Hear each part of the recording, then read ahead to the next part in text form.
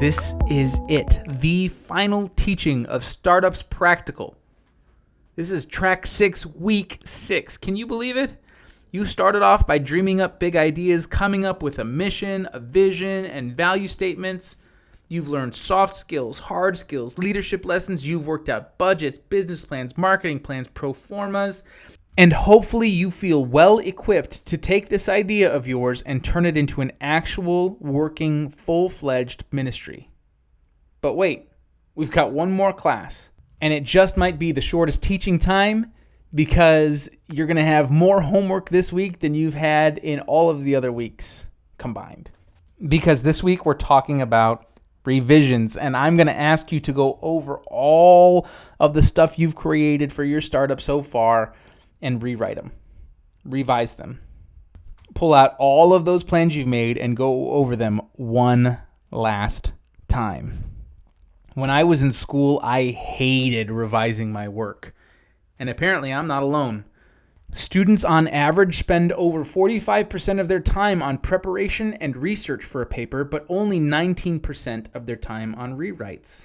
And this is really unfortunate because revising is often where the real magic happens, where mediocre writing is rewritten, fine-tuned, and polished until it shines.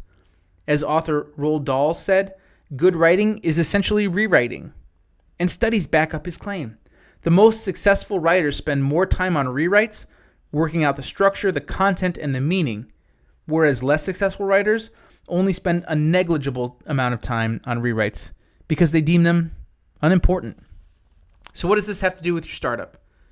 Well, anybody can go through a course and do all the classwork and come out with a mission statement, a vision statement, a culture statement, a business plan, a marketing plan, and a pro forma. But it takes something special to go back through and dissect all the work you've done, to pull it apart piece by piece and rework it to make sure that it's as polished as possible before presenting it to the world. Revision literally means to see again, to look at something from a fresh, critical perspective.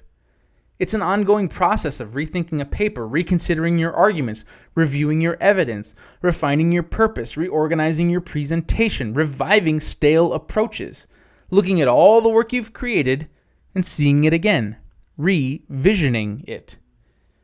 Revision is essential to the creative process, whether it's writing, painting, sculpting, animating, poetry, or songwriting.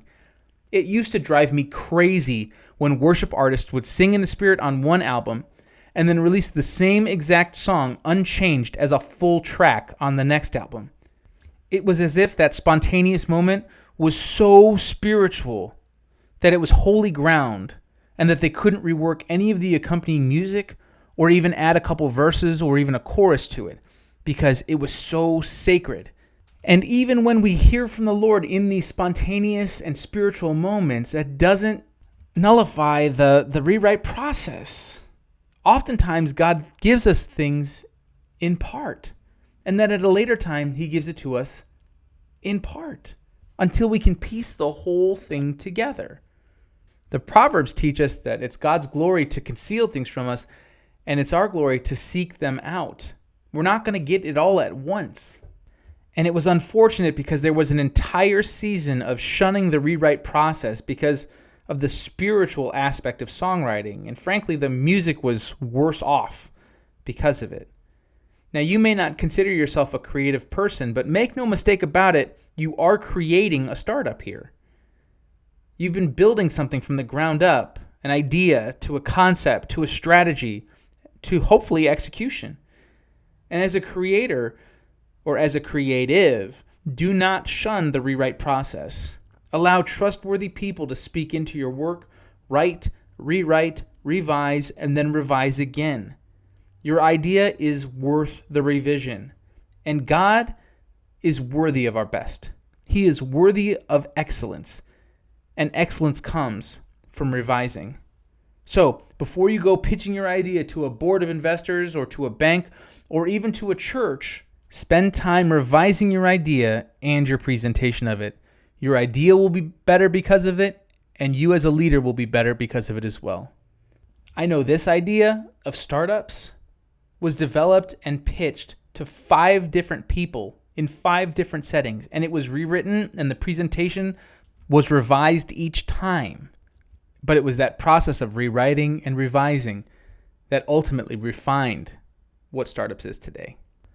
I pray that Startups Discipleship has been helpful for you, both personally and spiritually, but ultimately, practically, by giving you the tools that you need to go reach the community and make disciples with what you're passionate about.